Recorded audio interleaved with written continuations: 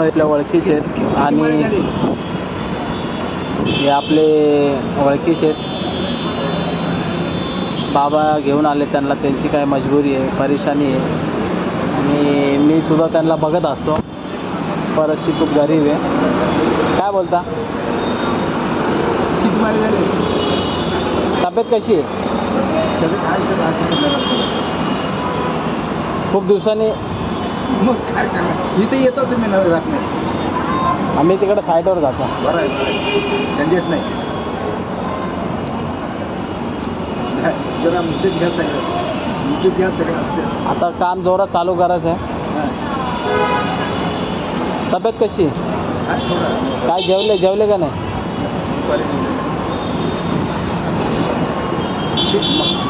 मी काय मदत टाकी किती करायचं आहे? काढा ना. करतो सगळ्यांचं करायचं आहे. आणि तब्येत कशी आहे तुमची? आज दवा चालू आहे. तुमचे मिसेस ठीक आहे, थोडा आराम. त्यांना काहीतरी आजारी होते ना? हां, लय खर्च केलं पाहिजे. आजारी होते ना? लय मध्ये गेलं. मग आता 1,30,000. अरे बाप रे. हां, मी तो लय पैसा गेले. मग आता त्यांची तब्येतमध्ये काय सुधारणा आहे का नाही? मला ओळखता का तुम्ही? मला ओळखतात का? ओळखते ना, ओळखते. माझे काम जे मी करतो ते तुम्हाला आवडतात का?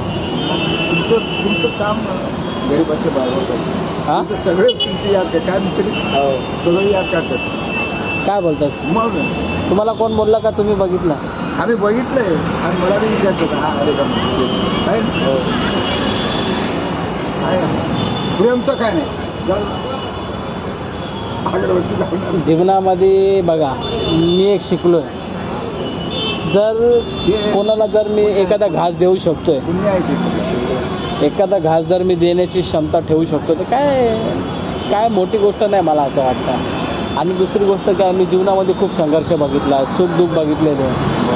काय माणसाने जर माझ्यासमोर एखादा उपाशी आला तर मी त्याला पोटभर जेवण देऊ शकतो. जर माझ्याकडे काय आहे तर मी देऊ शकतो, तर काय हरकत नाही, द्यायला पाहिजे. आणि प्रत्येकाने द्यायला पाहिजे, प्रत्येकाने असा विचार केला पाहिजे.